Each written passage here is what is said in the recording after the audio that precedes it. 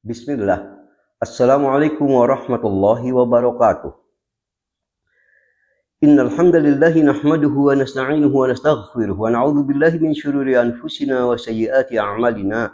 Man yahdihillahu fala mudilla lahu wa man yudlilhu fala hadiyalah. Asyhadu an la ilaha illallah wahdahu la syarikalah wa asyhadu anna Muhammadan 'abduhu wa rasuluhu la nabiyya ba'dah. Allahumma shalli ala Muhammadin wa ala alihi wa ashabihi ajma'in wa man tabi'ahum bi ihsanin ila yaumiddin. Amma ba'd, fa inna khairal hadisi kitabullah wa khairal hadi hadi Muhammadin sallallahu alaihi wa alihi wasallam wa syarrul umuri muhdatsatuha fa inna kulla muhdatsatin bid'ah wa inna kulla bid'atin dhalalah wa inna kulla dhalalatin finnar. Khairu kiram azani Allah wa iyyakum. Sudah cukup lama Ana tidak mengupload video dikarenakan berbagai kesibukan. Alhamdulillah, atas dasar takdirnya pada hari ini, alhamdulillah Ana kembali bisa untuk menghadirkan satu kajian yang semoga kajian kali ini sangat dibutuhkan oleh kita semua. Saudaraku, sebentar lagi insya Allah kita akan memasuki satu bulan yang di dalamnya penuh tekanan, anjuran, dan motivasi untuk melakukan berbagai rangkaian ritual ibadah yang amat agung. Bulan yang Ana maksud adalah bulan Dzulhijjah. Insya Allah kita segera akan memasuki bulan Dzulhijjah tahun 1433 Hijriah. Yang konversi Masehinya 2022 Masehi. Ada banyak perkara yang terkait dengan ibadah-ibadah khusus yang ditekankan di bulan Dzulhijjah ini. Yang sentral pembahasan kita kali ini ada dua bahasan nantinya. Yang pertama adalah sekitar persoalan benarkah adanya anjuran takbiran di 9 hari pertama bulan Dzulhijjah.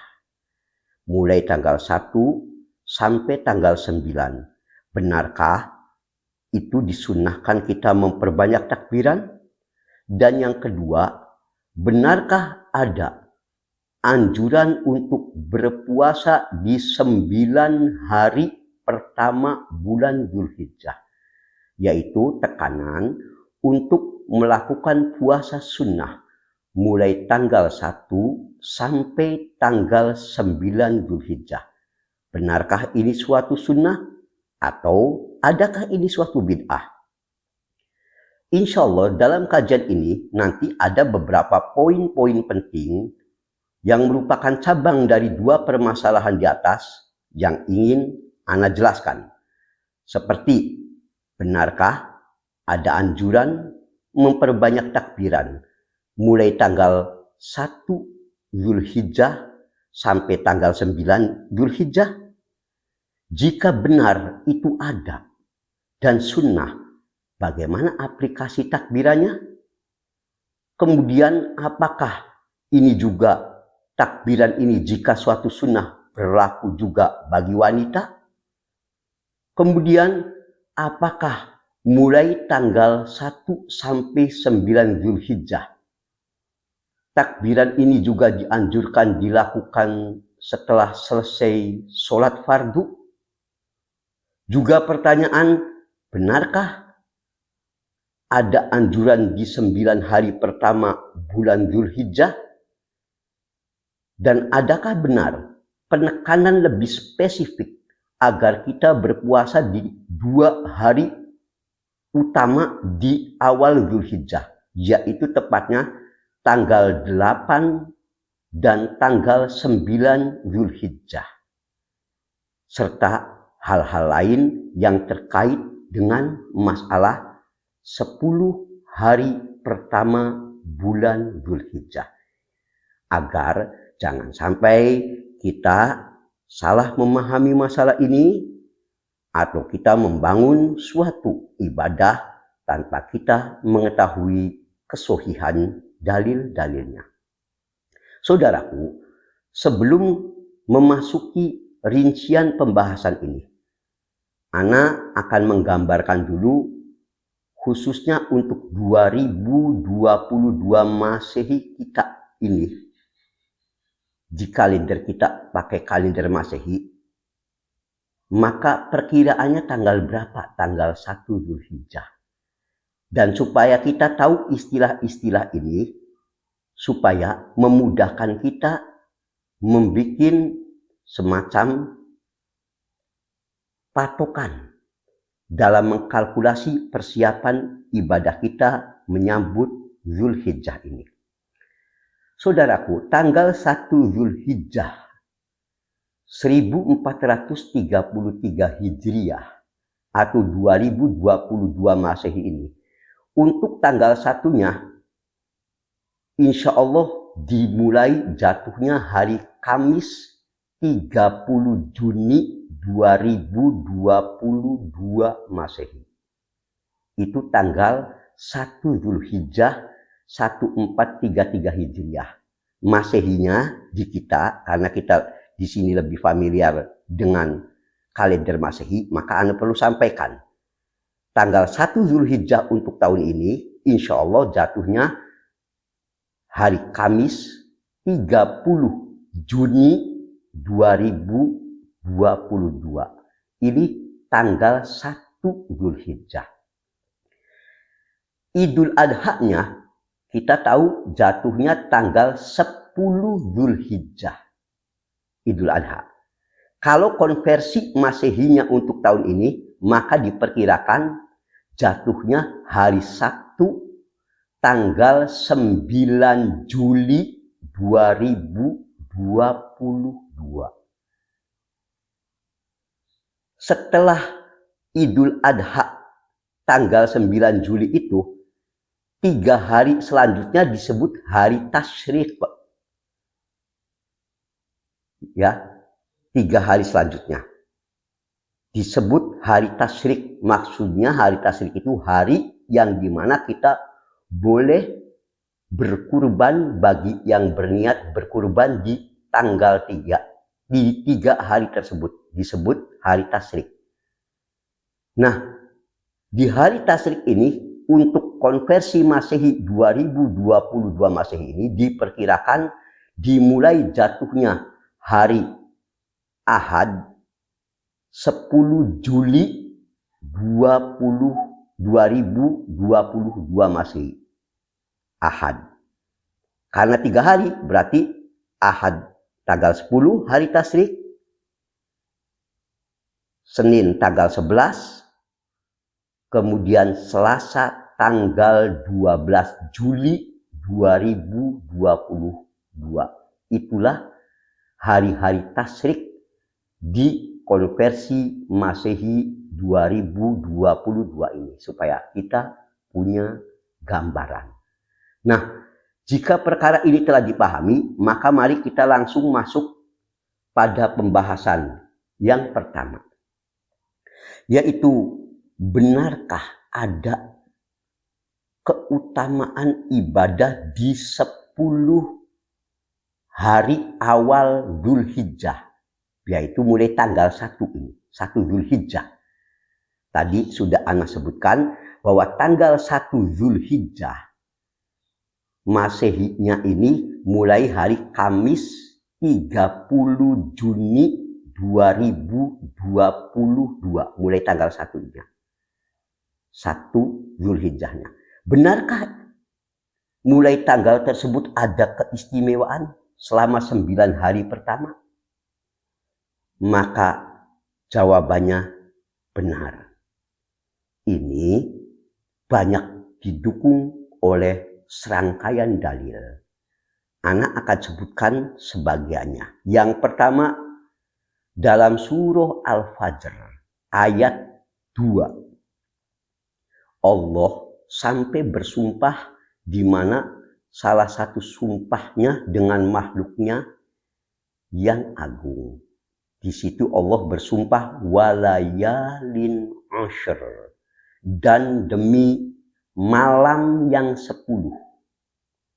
Di sini Allah bersumpah dengan makhluknya. Ulama telah mengatakan jika Allah bersumpah dengan makhluknya, maka makhluk yang disumpahinya ini termasuk dari salah satu tanda-tanda kebesaran Allah Subhanahu wa Ta'ala.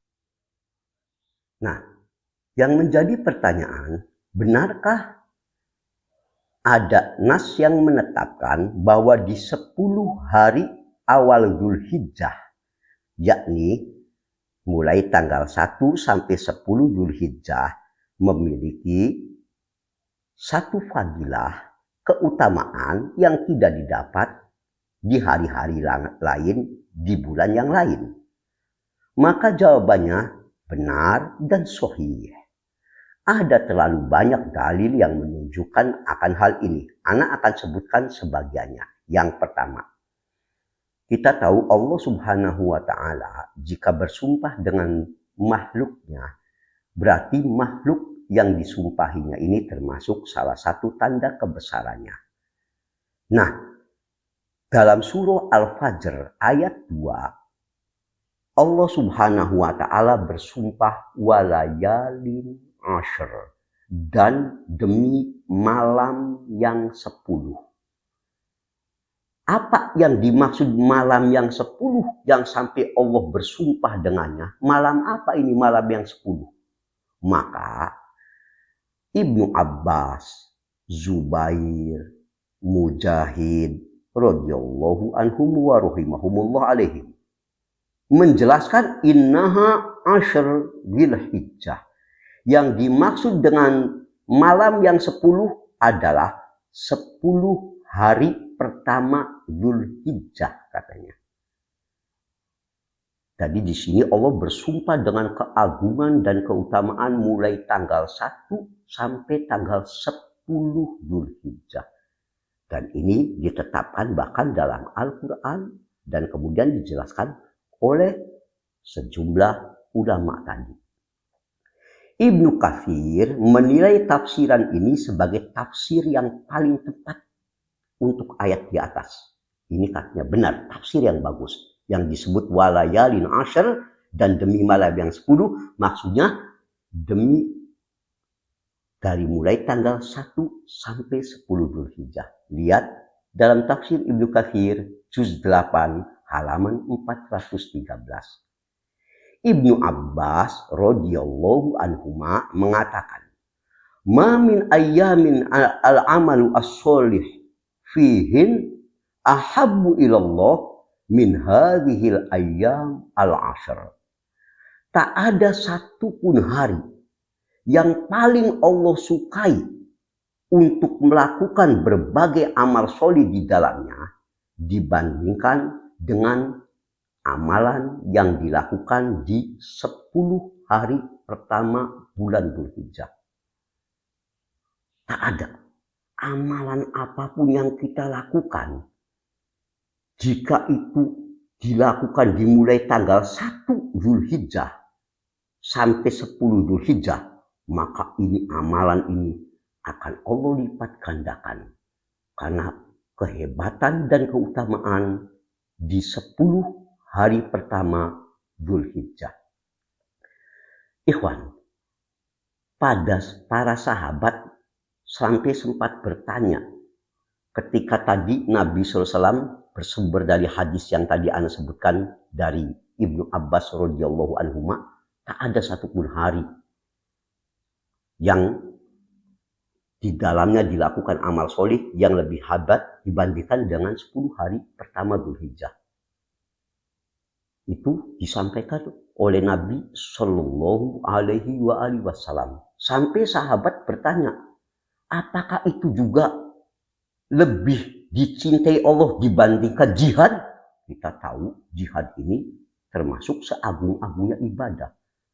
Lalu sahabat karena mendengar Nabi mengatakan tak ada amal apapun yang lebih disukai Allah dibandingkan dengan amalan 10 hari awal Dzulhijjah, bagaimana kalau dibandingkan dengan jihad? Kata sahabat, mendengar itu maka Nabi kita Sallallahu Alaihi Wasallam menjawab, walal jihadu fi sabilillah, bahkan tidak pula bisa disandingkan atau dibandingkan dengan jihad. Tidak pula.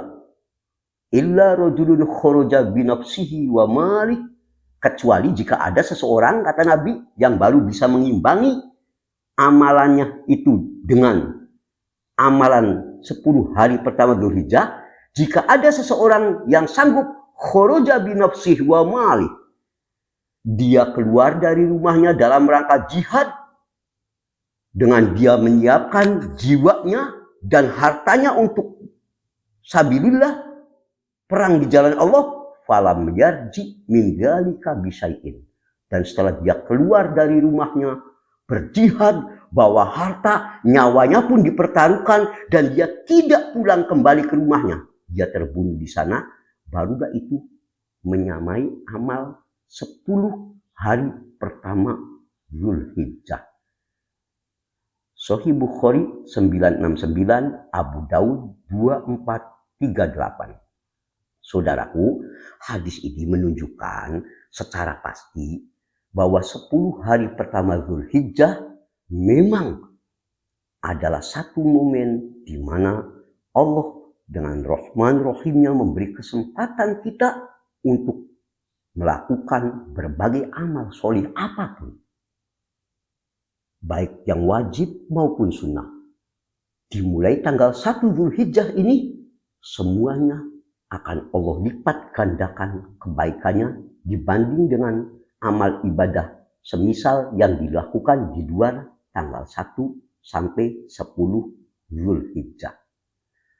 Ikhwan a'azani Allah wa iyyakum.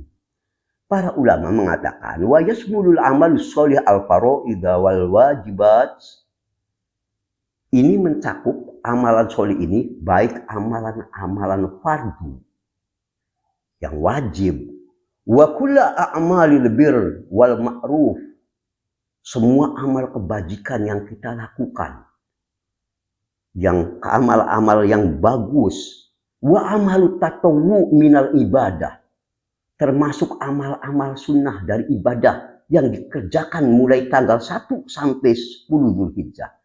Min sholatin wa sodakotin wa siyamin, seperti sholat-sholat sunnah, sedekah, puasa, semuanya ini intinya amalan ini adalah suatu amalan yang akan Allah lipat gandakan pahalanya.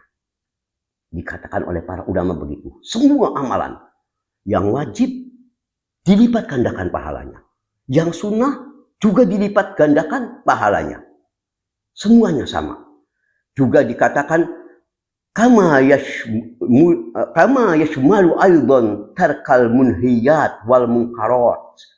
Demikian pula ketika kita meninggalkan perbuatan haram di 10 hari pertama Dzulhijjah, orang yang meninggalkan perkara yang haram itu diberi pahala oleh Allah.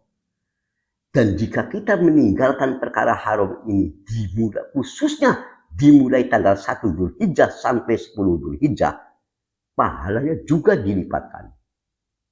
Maka dikatakan oleh para ulama, faman tarokal maksiyah fi hadhil ayyam, barang siapa yang meninggalkan maksiat di 10 hari pertama Dzulhijjah ini, fala syakka anna ajrohu afdol, maka tidak diragukan lagi pahalanya jauh lebih utama min tarkihi lil maksiyah fi ghairiha, dibandingkan saat dia meninggalkan kemaksiatan di bulan selain tanggal 1 sampai 10 Dzulhijjah.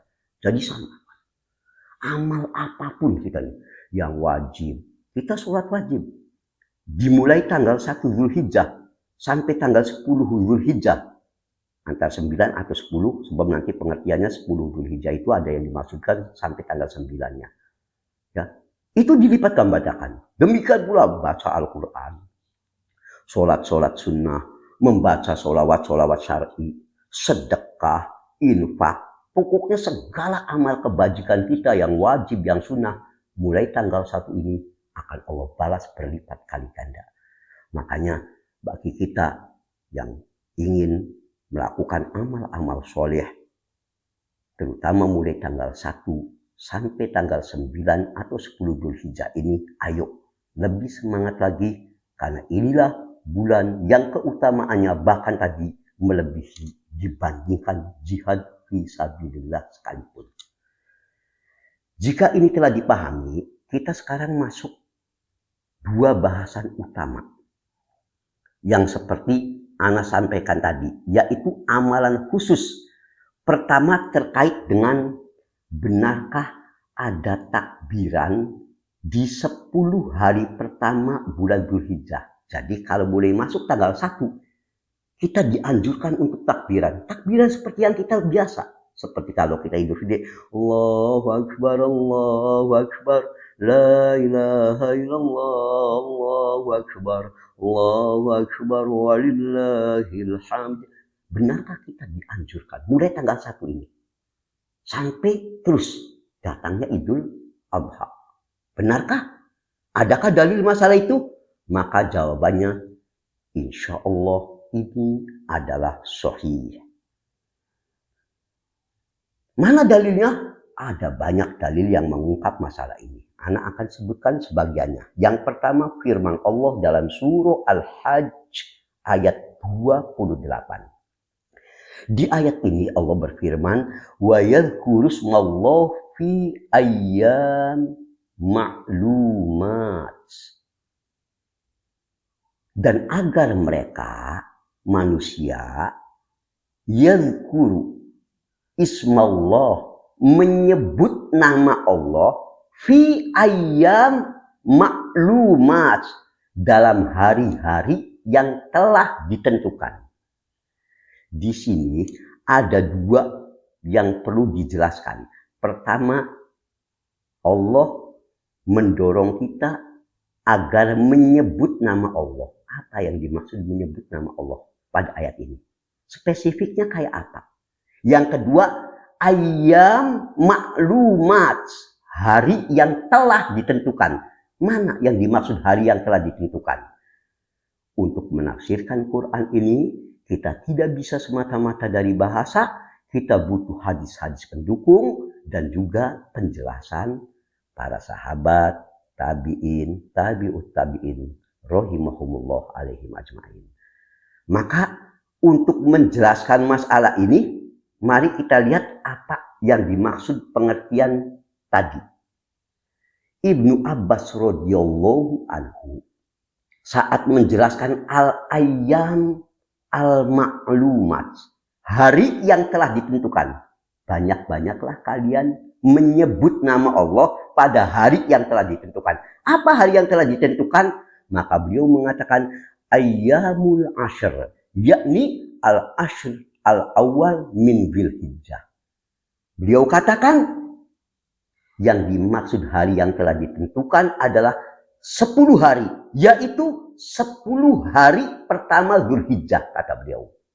Ketika menjelaskan ayat ini, yang dimaksud 10 hari pertama berarti mulai tanggal 1 sampai tanggal 9 atau 10 Dzulhijjahnya. 10 hari pertama. Allah memerintahkan kita untuk banyak menyebut nama Allah.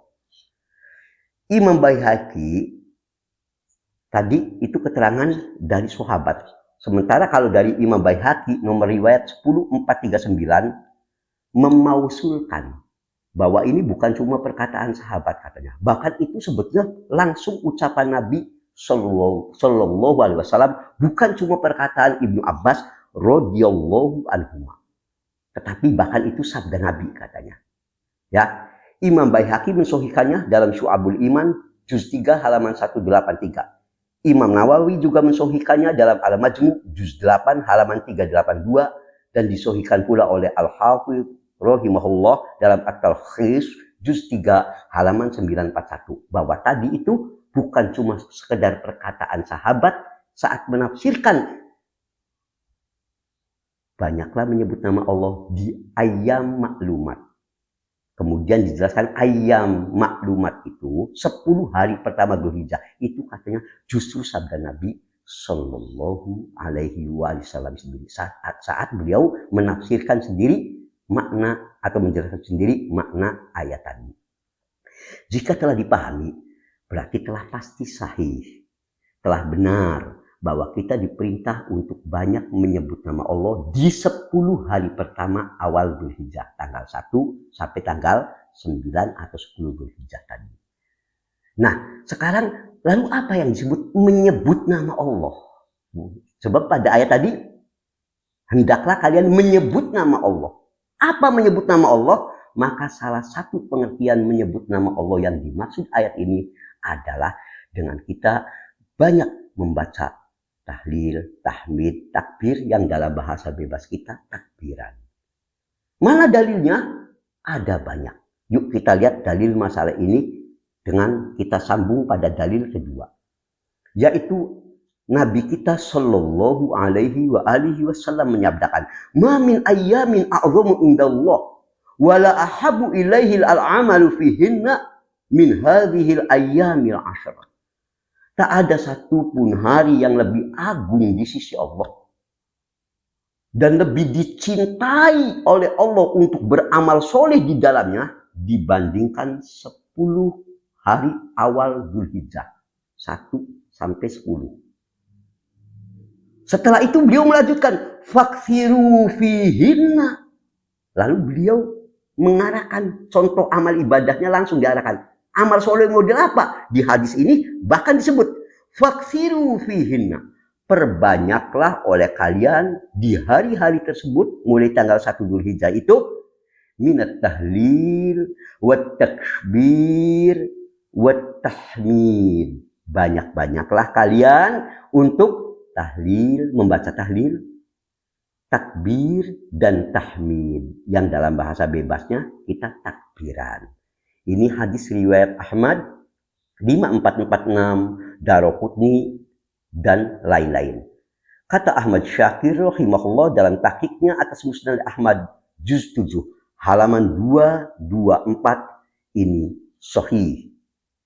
Syekh Al-Albani rahimahullah menghasankan hadis ini lantaran banyaknya jalur pendukungnya dalam Irwaul Ghalil juz 3 halaman 398 sampai 400. Jadi pada hadis yang sahih ini menunjukkan Nabi suruh kita mulai tanggal 1 memang benar-benar memperbanyak membaca takbir, tahlil, tahmid, tadi yang dalam bahasa kita takbiran. Dan ini didukung oleh aplikasi amalan para sahabat dan ulama-ulama setelahnya. Banyak yang mengamalkan hal ini. Anak akan sebutkan sebagiannya. Yaitu kita lanjutkan dalil ketiga. Ibnu Umar memberikan aplikasi contoh kepada kita. Di mana dikisahkan dari Ibnu Umar radhiyallahu anhu. Bahwasanya anna Ibnu Umar radhiyallahu anhu kana yukabbir fi ayyamil 'ashr. Ibnu Umar radhiyallahu anhuma, beliau selalu bertakbiran di 10 hari pertama Dzulhijjah. Ini Ibnu Umar. Ya, kalau sudah mulai masuk tanggal 1 beliau selalu takbiran terus sampai masuk tanggal 10 Dzulhijjah, sampai masuk hari Idul Adha-nya. Dari mulai tanggal 1 takbiran. Atsar ini diriwayatkan oleh Bukhari secara mu'allaq sebelum nomor hadis 969. Ya, dan Syekh Al-Albani rahimahullah menyatakan ini sahih dalam Al-Irwa nomor 651. Kemudian ini juga dilakukan oleh sahabat yang lain, yakni dari Abu Hurairah radhiyallahu anhu. Dikatakan anna Abu Hurairah radhiyallahu anhu kana yukabbiru fi ayyamil 'ashr. Adalah kebiasaan Abu Hurairah radhiyallahu anhu, beliau selalu takbiran di 10 hari pertama Dzulhijjah. Sama. Ibnu Umar, Abu Hurairah radhiyallahu anhu. Ini asar yang dari Abu Hurairah ini disahihkan oleh Syekh Al-Albani rahimahullah dalam Irwaul Ghalil nomor 651. Bahkan lalu Maimun bin Mihran rahimahullah setelah menceritakan tadi tentang manusia di zaman tabi'in, di zaman sahabat pada bertakbiran kalau mulai tanggal 1 sampai 10 Dzulhijjah. Beliau lalu mengatakan, Innan nas qad naqasu fi tarkihim takbir. Bahkan di zaman itu manusia dianggap aib. Dia ini cacat jika meninggalkan takbiran di 10 hari pertama. Dicela. Orang yang tak mau takbiran mulai tanggal 1 Zulhijjah sampai tanggal 9 Zulhijjah atau 10. Dulu di zaman-zaman awal justru dianggap celah. Qadarullah di zaman kita, kalau ada yang mulai takbiran tanggal 1, mungkin dianggap aneh. Golongan apa ini? Tanggal 1 Zulhijjah udah pada takbiran. Justru dianggap aneh. Karena kita telah sampai di zaman yang dimana ilmu telah diangkat. Kita memohon kepada Allah agar Allah memperbaiki kondisi semacam ini. Saudaraku, maka dikatakan bahwa hendaklah kita semua, seperti yang dikatakan ulama, wajib berupaya kembali menghidupkan sunnah-sunnah yang telah hampir punah ini. Terutama takbiran dimulai tanggal 1 Zulhijjah. Ayo kita takbiran. Sekarang yang kita perlu jelaskan, bagaimana sih cara takbirannya, kapan mulainya, teknisnya gimana, ini yang mau Ana bahas. Saudaraku, perlu kita ketahui, takbiran itu secara garis besar dibagi dua. Pertama, takbir atau takbiran mutlak. Apa takbiran mutlak? Imam Nawawi rahimahullah sebagaimana terdapat dalam Al-Majmu' juz 5 halaman 32 mengatakan huwallazi la yataqayyad bihalin. Takbiran mutlak itu takbiran yang tidak diikat dengan kondisi tertentu. Bal yu'ti bihi fil manazil. Bahkan ini boleh dilakukan takbirannya di segala tempat, di semua tempat, di rumah-rumah, wal masajid, di masjid, waturuki, di jalan-jalan, lailan wa naharon, malam atau siang hari, wa fi ghairi dzalik. Dan selain itu, pagi sore boleh. Ini takbiran mutlak namanya. Artinya dimanapun, mulai tanggal 1, di kantor, di sawah, sedang dagang, di pasar, apalagi di masjid, di rumah, dalam keadaan kita sambil tiduran, berjalan, duduk, disunnahkan takbiran mutlak ini. Maka di sini takbiran mutlak. Sifatnya kita 24 jam tanpa diikat waktu, kapanpun. Tempatnya bebas, di tempat-tempat yang layak tentunya. Saat kita di kantor boleh, di pasar boleh, di rumah boleh, di masjid apalagi, sedang duduk, sedang berdiri, sambil berbaring, semuanya mulai tanggal 1 itu, di mana kita ada kesempatan bisa bertakbiran, lakukan takbiran. Ini namanya takbiran mutlak. Nah, takbiran mutlak ini kapan mulainya? Maka dikatakan min awali dzulhijjah ila ghurubi syamsi akhir yaumin min ayyami tasyriq. Mulainya tadi tanggal 1 Zulhijjah, mulai masuk tanggal 1 Zulhijjah, dan berakhirnya kalau takbir mutlak ini nanti sampai hari terakhir tasyrik 13 Zulhijjah. Kita tadi sudah paham rangkaian Idul Adha itu tanggal 1 Zulhijjah, nanti ada lagi 10 Zulhijjahnya itu Idul Adhanya, hari pertama Idul Adha namanya 10 Zulhijjah. Setelah Idul Adha-nya 11, 12, 13-nya namanya tasyrik. Nah, sampai 3 hari. Jadi kalau mau kita gabungkan takbiran mutlak ini, mulai bebas kita takbiran dimanapun tempat yang layak, mulai tanggal 1 dan berakhir nanti tanggal 13 hari tasyrik menjelang waktu maghrib itu baru berakhir. Dimanapun boleh kita takbiran. Ini namanya takbir mutlak. Tidak terikat. Kapanpun, dimanapun. Itu yang pertama.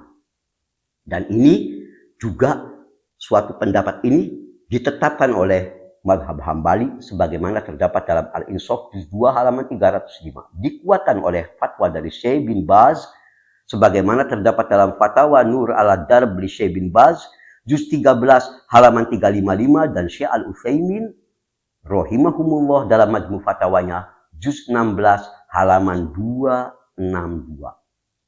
Ditetapkan di situ. Antum bisa lihat ya bahwa benar kita ini di takbiran mutlak terus sampai 13 tasyrik nanti mulai tanggal 1 terus lama bebas kapanpun takbirannya ya. Ini takbir mutlak namanya. Yang kedua namanya takbir muqayyad. Takbir muqayyad itu takbir yang terikat dengan waktu. Ini adalah dilakukan pendapat yang paling rajih setelah selesai mengerjakan sholat fardu. Jadi diikat dengan waktu sholat fardu. Setelah kita sholat duhur, salam. Maka setelah itu kita dianjurkan. Kalau takbir mutlak ini tidak terikat dengan sholat. Tidak ada takbir setelah sholat fardu. Kalau muqayyad diikat dengan setelah sholat fardu. Kapan ini? Kalau yang diikat dengan waktu setelah sholat fardu, maka dikatakan dimulainya at-takbir al-muqayyad min sholati fajri yaumi Arafah. Mulainya bukan tanggal 1. Kalau takbir setelah sholat fardu. Kalau yang mutlak mah bebas itu mulai tanggal 1, takbiran bebas kapanpun. Tapi tidak disunahkan setelah sholat fardu. Kalau tanggal 1 sampai tanggal 9. Kalau yang nanti mulai takbiran itu disunahkan juga termasuk setelah sholat fardu, itu dimulainya 9 hari Arafah. Ini, yaitu pas masuk mulai sholat subuh tanggal 9 Dzulhijjah. Jadi kalau mulai subuh tanggal 9 Dzulhijjah, setelah sholat subuh kita takbiran. Setelah sholat fardu siap. Jadi di samping takbir mutlak ditambah takbir muqayyad gitu. Takbir mutlaknya bebas ya. Dimanapun, kapanpun ya. Ditambah takbir muqayyad. Ditambah lagi kalau habis sholat duhur takbiran. Habis sholat asar takbiran. Itu khusus mulai tanggal yang habis sholatnya, sholat fardu, mulai tanggal 9 Dzulhijjah, yaitu hari Arafah, dimulai dari awal waktunya subuh dan berakhir nanti sampai waktu asar tanggal 13 tasyrik. Setelah asar menjelang maghrib itu batas akhir. Nah itu setiap kali setelah sholat fardu takbiran. Setiap kali setelah sholat fardu. Adapun tadi takbiran pertama yang anak sebut di awal bahasan, yaitu hendaklah takbiran mulai tanggal 1 sampai 9 Dzulhijjah, itu takbirnya takbir mutlak. Jadi kalau takbir mutlak tidak takbiran setelah sholat fardu, tidak takbiran gitu. Jadi hanya takbirannya tadi bebas, tapi kalau setelah sholat fardu tidak dianjurkan untuk takbiran. Nah kalau takbir muqayyad terikat waktunya, maka setelah sholat fardu kita takbiran. Itu mulai sekali lagi jatuhnya tanggal 9 Arafah, mulai sholat subuh dan berakhir setelah sholat asar menjelang maghrib tanggal 13 tasyrik. Ini agar bisa dipahami. Mana dalil masalah ini? Ada sangat banyak.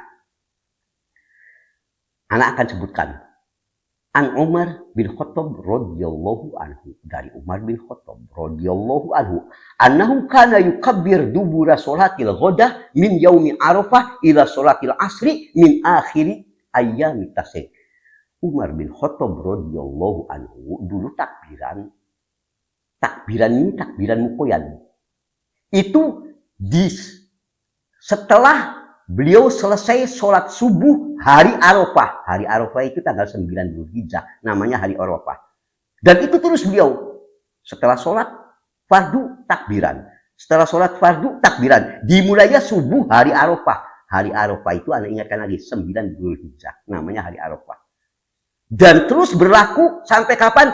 ila sholatil asri, sampai nanti ini takbiran ini berakhir di sholat asar min akhiri ayam tasrik, di hari tasrik terakhir, yaitu tanggal 13 Dzulhijjah. Jadi tanggal 13 kita masih takbiran, setelah sholat asar itu maghribnya tanggal 13 tidak ada lagi takbiran. Selesai sunnahnya masa takbiran. Takbir muqayyad maupun mutlak tentunya. Ini juga datang keterangan ini dari Ali bin Abi Thalib radhiyallahu anhu. Juga menjelaskan sama seperti Umar bin Khattab radhiyallahu anhu. Lihat dalam Ibnu Abi Syaibah Al-Musannaf juz 2 halaman 165. Kata Al-Albani rahimahullah dalam Al-Irwa juz 3 halaman 125 sahih. Juga ini diperkuat dari Al-Aswad. Al-Aswad rahimahullah mengatakan, dulu Ibnu Mas'ud yukabbiru min sholatil fajri yaumi Arafah, bertakbiran setelah sholat subuh di hari Arafah. Hari Arafah itu tadi Anda jelaskan tanggal 9 Dzulhijjah. Beliau mulai takbiran ila sholati asr, ya, sampai sholat asar dari hari kurban, terus hari-hari kurban, yaitu sampai 13 tasrik, hari-hari penyembelian. Seraya berkata, Allahu Akbar, Allahu Akbar, Allahu Akbar, la ilaha illallah, wallahu akbar, Allahu Akbar, walillahil hamd. Itu dilakukan oleh sahabat juga. Ini keterangannya seperti itu. Dengan jelas, bahkan disebutkan juga redaksi takbirannya. Ini riwayat Ibnu Abi Syaibah dalam Al-Musannaf juz 2 halaman 165. Sanadnya dinyatakan bagus oleh Az-Zailani dalam Nasbur Riyah juz 2 halaman 223 rahimahumullah alaihi. Ikhwan a'azanillah wa iyyakum, bahkan sebagian ulama mengatakan ini sebetulnya sudah ijma, sebagaimana terdapat dalam Al-Mughni juz 2 halaman 292, disunnahkan. Ya, dan ini dikatakan ijma bahwa takbiran dimulai takbir muqayyad tanggal 9 Dzulhijjah, hari Arafah, setelah subuh sampai akhir hari tasyrik setelah asar menjelang maghrib. Itu sudah ijma. Ya, ini disebutkan pula dalam kitab karya Ibnu Qudamah rahimahullah Al-Mughni juz 2 halaman 292. Pertanyaan selanjutnya terkait masalah ini. Apakah wanita juga disukai takbiran? Sama seperti pria. Maka dalam hal ini sebetulnya ada beda pendapat. Tetapi agaknya yang cukup kuat adalah apa yang disampaikan oleh Imam Bukhari rahimahullah. Di mana beliau membawa keterangan. Kanan nisa yukabbirna khalfa Aban bin Utsman. Dulu para wanita ikut bertakbiran di belakang Aban bin Utsman. Aban bin Utsman ini gubernur Madinah di masa pemerintahan Abdul Malik bin Marwan. Dan juga di masa Umar bin Abdul Aziz. Di masa Umar bin Abdul Aziz rahimahullah, para wanita ikut takbiran. Kapan itu? Layali tasyrik, di hari-hari tasyrik ikut takbiran wanita juga. Ma'arijal, bersama kaum lelaki ikut. Ya, pada takbiran. Tentu takbirnya bukan komando suatu suara, masing-masing takbiran sendiri-sendiri. Tapi pada wanita waktu itu juga ikut. Ya, itu. Fil masjid, di masjid-masjid. Juga begitu pada takbiran. Ya, tapi ada keterangan, wayan bagilahunna ayyahfidna aswatahunna. Hanya saja khusus bagi wanita disukai agar mereka jangan terlalu mengeraskan, merendahkan suara takbirannya. Hatta la yasma'ahunna rijal. Jangan sampai suara wanita ini ya terdengar oleh laki-laki. Jadi kalau laki-laki mah dengan suara takbirannya kenceng, kalau wanita sekedar di komunitas mereka gitu. Allahu Akbar, Allahu Akbar. Jangan sampai seperti laki-laki. Tapi ini termasuk sunnah, dilakukan juga oleh para wanita. Lihat Al-Mughni juz 2 halaman 294. Ikhwan a'azanillahu wa iyyakum. Takbiran ini apakah dilakukan setelah sholat sunnah juga? Yang muqayyad gitu. Kalau tadi sudah kita bahas setelah sholat fardu, kalau yang muqayyad, ya mulai tanggal kita tadi, di hari Arafah tanggal 9, setelah sholat fardu kita mulai takbiran terus sampai tasyrik akhir. Apakah itu juga disunahkan setelah sholat sunnah? Yang terikat itu waktunya. Maka dikatakan wa an Abi Abdullah rahimahullah annahu yukabbiru li sholatil fardhi wa in kana wahdah. Imam Ahmad itu dikatakan takbiran setiap kali setelah sholat fardu walaupun dia sedang sholat sendirian. Ya, hatta yukabbir li sholatil asri min akhiri ayyami tasyrik. Dan ini terus berlaku sampai hari tasyrik yang akhir. Tadi tanggal 13 Dzulhijjah terakhir. Summa yakto, setelah itu nggak ada takbiran lagi. Ya, menjelang maghrib selesai sudah takbirannya sampai habis asar saja waktunya. Imam Malik rahimahullah mengatakan la yukabbir akiban nawafil. Tidak perlu bertakbiran, tidak ada takbiran setelah sholat sunnah. Wa yukabbir akibal faroid. Tapi takbiran itu hanyalah dilakukan yang muqayyad setelah selesai sholat fardu kulliha. Hanya setelah sholat fardu. Semua sholat fardu, duhur, asar, maghrib, isya, subuh. Kalau setelah sholat sunnah, yang muqayyad tidak. Kecuali, taruh kita ini setelah sholat fardu selesai, kita kemudian zikir apa, ya. Kemudian setelah itu kita sholat sunnah, kita takbiran, setelah itu sholat sunnah kita pulang. Kemudian kita pulang di rumah pengen takbiran lagi. Ini kembali ke takbiran mutlak, bukan muqayyad. Ini supaya dipahami dulu, jangan sampai salah paham. Jika ini telah dipahami, ikhwan, maka kesimpulan. Takbiran dibagi dua. Pertama, takbiran mutlak. Takbiran mutlak ini untuk dua keadaan. Pertama, takbir tanggal 1 sampai 9 Dzulhijjah tadi. Ya, di mana ini takbiran yang dilakukan bebas dimanapun, di sawah, di kantor, ya dimanapun, bahkan sedang tiduran dan sebagainya. Ya, ini takbiran mutlak, tidak dilakukan setelah sholat fardu. Bedanya tidak dilakukan setelah sholat fardu, takbirannya. Ya, takbir mutlak ini. Ya, kedua, takbiran mutlak ini juga berlaku sampai nanti hari tasyrik. Tetap kapanpun, di hari tasyrik pun, ya Idul Adhanya, terus kapanpun kita boleh, sampai tasyrik juga boleh. Ya, namanya mutlak namanya. Sampai tasyrik itu kita boleh. Kedua, takbir muqayyad, takbiran muqayyad. Kalau takbiran muqayyad, maka tadi kesimpulannya hanya mulai dilakukan, yaitu takbiran yang diikat dengan setelah sholat fardu, dimulainya bukan mulai tanggal 1, tapi mulai tanggal 9 Dzulhijjah atau hari Arafah.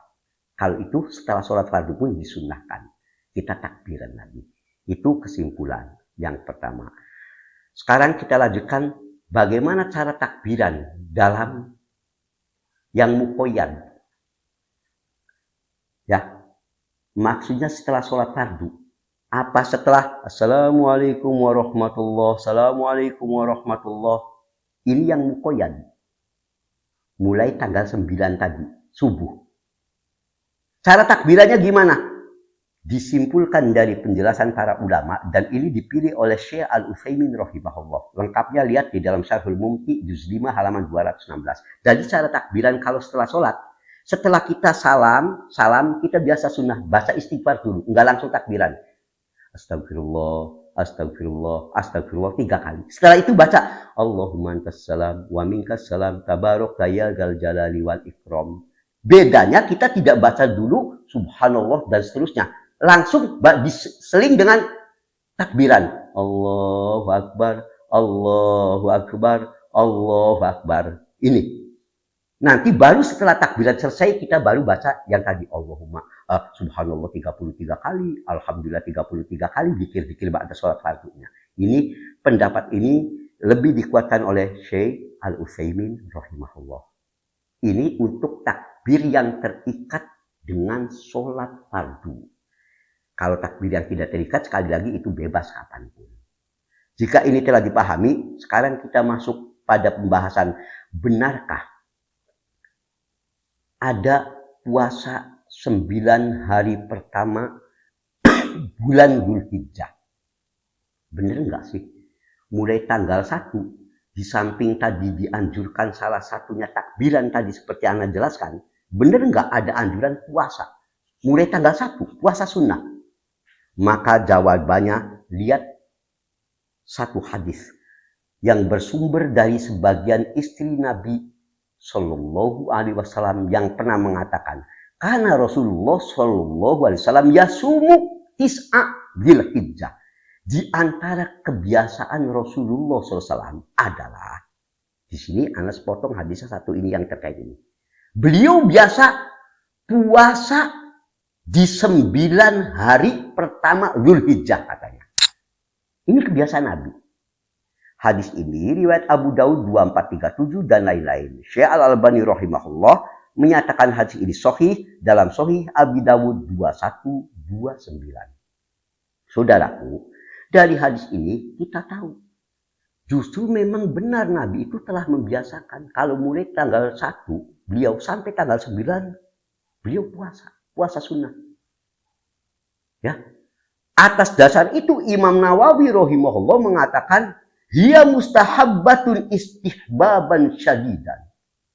Puasa sunnah mulai tanggal 1 sampai 9 Dzulhijjah itu benar-benar mustahabbah, puasa sunnah istihbaban syadidan yang amat dianjurkan. La siyama at-tasi' minha. Terlebih-lebih khusus tanggal 9-nya nanti. 9 Dzulhijjahnya. Jadi mulai tanggal 1 sampai 9 kita boleh. Bebas. Mau full tanggal 1 som, tanggal 2 som sunnah. Terus berturut-turut sampai tanggal 9 boleh. Atau kapanpun kita punya waktu yang kita sanggup puasa sunnah di antara tanggal 1 sampai 9. Acak pun boleh. Tanggal 1-nya kita puasa sunnah Dzulhijjah, 2-nya istirahat, enggak puasa. Nanti kita ambil lagi puasa misalkan tanggal 4-nya. 4 Dzulhijjah, boleh. Nanti tanggal 5-nya enggak. Bisanya tanggal 6 lagi, boleh. Ya, mau full maupun sebagian harinya. Tentu kalau yang sanggup full tanggal 1 sampai 9 Dzulhijjah itu adalah sunnah. Kalaupun tidak, boleh memilih sebagian harinya yang kita ada waktu untuk puasa sunnah. Walaupun acak. Tanggal 1 misalkan. Lalu kita bisa puasa lagi tanggal 3. Ada lagi nanti kita tanggal 6. Dan terakhir bisanya kita tanggal 9 misalkan. Cuma 4 hari yang kita ambil dari 9 hari. Boleh. 2 hari aja yang bisa kita ambil. Boleh. Bahkan kalaupun cuma 1 hari tanggal 9-nya aja misal kata. Boleh. Yang utama kalau bisa 9 hari ini full puasa sunnah. Saudaraku, itu tadi yang dikatakan Imam Nawawi rahimahullah. Ya, ini memang sunnah yang amat dianjurkan. Terdapat dalam Syarah Sahih Muslim, juz 8, halaman 71. Dan ini sebutnya didukung oleh para ulama. Ya, sahabat-sahabat, keterangan para ulama banyak yang menunjukkan ini. Ya, dianjurkannya puasa mulai tanggal 1 sampai tanggal 9 Dzulhijjah. Ana menganjurkan bagi yang memiliki risalah untuk memperdalam masalah ini, bahwa aplikasi puasa disunahkan mulai tanggal 1 sampai 9 Dzulhijjah. Baik keseluruhannya atau sebagiannya memang sunnah. Silakan baca kitab atau kutaib yang disusun yang berjudul Tabsyirul Ikhwah Bithubuti Sunniyah Shaumu Ayyamil Ashr Dzulhijjah. Yang disusun oleh Abdul Qadir bin Muhammad bin Abdurrahman Junaid hafizahullah. Itu risalah yang bagus. Di situ disebutkan tentang beberapa amalan yang juga dikerjakan ya, dan dicontohkan keterangan bahwa itu memang benar. Diakui ketetapannya adanya puasa 9 hari pertama bulan Dzulhijjah oleh sahabat-sahabat besar. Seperti ini dikukuhkan keterangan dari sahabat Abu Hurairah. Terdapat dalam Al-Musannaf karya Abdul Razzaq 7715. Yang sanadnya kata Abdul Qadir Al-Junaidi sanadnya sahih. Juga ini dikisahkan dari Ibrahim dan Sa'id bin Jubair, tabi'in yang mulia, juga menetapkan masalah ini. Ya. Dan juga banyak keterangan-keterangan lainnya. Lihat tadi risalah yang Anda sebutkan. Yang menunjukkan ini juga ditetapkan juga sunnah ini para sahabat radhiyallahu anhum mengakui kesunahan puasa 9 hari awal Dzulhijjah itu. Makanya Syekh bin Baz rahimahullah, saat beliau pernah ditanya, benarkah bahwa ada sebagian orang yang mengatakan bahwa puasa 9 hari pertama Dzulhijjah itu bid'ah katanya. Maka Syekh bin Baz ditanya, sama hatukum fi ra'i may yaqulu syami akhir Dzulhijjah bid'ah. Apa pendapat Anda ya Syekh? Dengan munculnya berita adanya sebagian orang yang mengatakan puasa 9 hari pertama Dzulhijjah tanggal 1 sampai 9 Dzulhijjah itu bid'ah. Apa pendapat Anda? Maka Syekh langsung mengatakan hadza jahil yu'al. Jelas orang yang berpendapat mengatakan bid'ah pada perkara dianjurkannya puasa sunnah tanggal 1 sampai 9 Dzulhijjah. Ini orang jahil. Orang ini perlu diajari. Kata Syekh bin Baz rahimahullah. Lalu beliau menyampaikan dalil seperti dalilnya yang sudah saya bawakan tadi. Yang anak telah bawakan. Ya, tentang hadis-hadis yang menunjukkan dianjurkannya puasa 9 hari pertama Dzulhijjah. Lihat keterangan apa yang anak sampaikan dari Syekh bin Baz itu dalam Al-Ulum.net nomor artikel 15241. Kesimpulannya, ikhwan a'azani Allah wa iyyakum, kita dianjurkan bagi kita yang memiliki kelapangan untuk berpuasa sunnah mulai tanggal 1 sampai tanggal 9 Dzulhijjah. Ya, baik keseluruhannya maupun sebagian harinya. Hanya saja teristimewa kalaupun kita tak mampu dari 9 hari yang dianjurkan ini, kita nggak mampu. Ya, untuk som sunnah, paling tidak jangan tinggalkan puasa tanggal 9-nya. Tanggal 9-nya.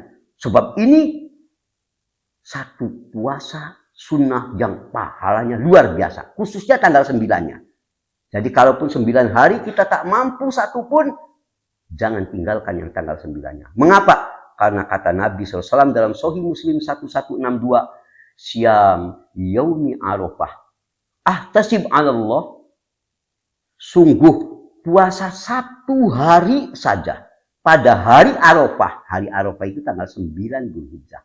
Maka aku sangat berharap ayu kafir as-sanah allati qablah was-sanah allati ba'dah.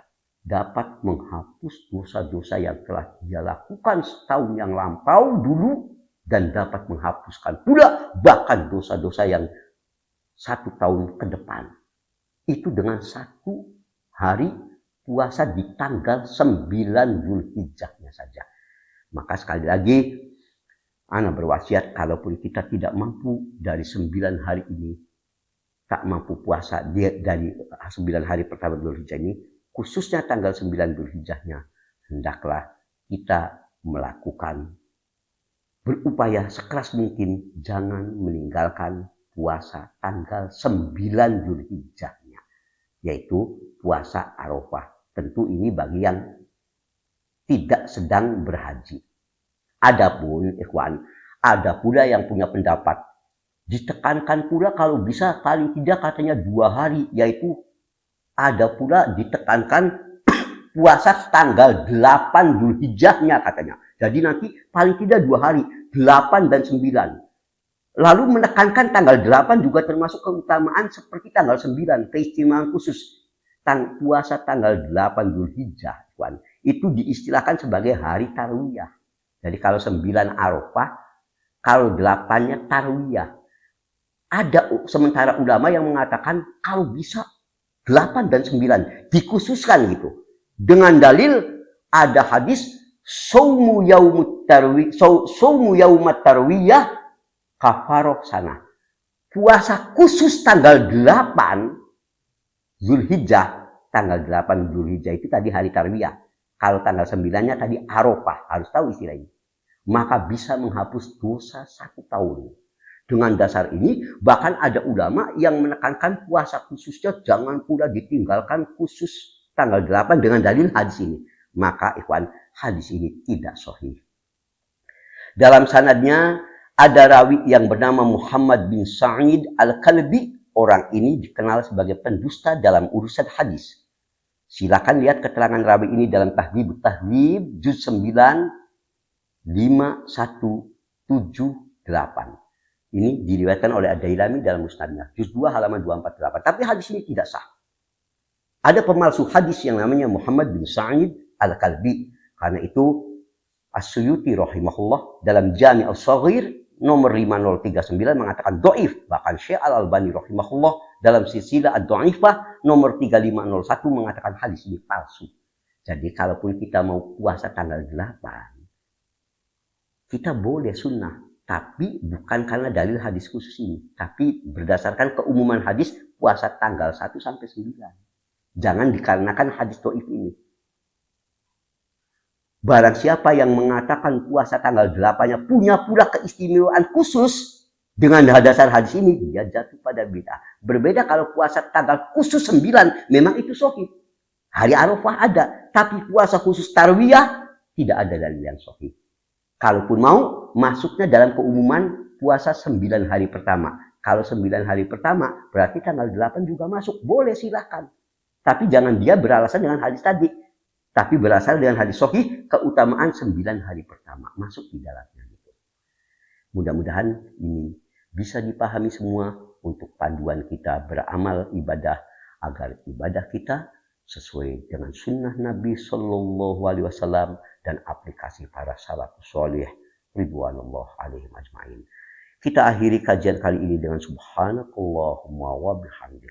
Asyhadu an la ilaha illa anta. Astaghfiruka wa atubu ilaik. Walhamdulillahi rabbil alamin. Wassallallahu ala Muhammadin. Assalamualaikum warahmatullahi wabarakatuh.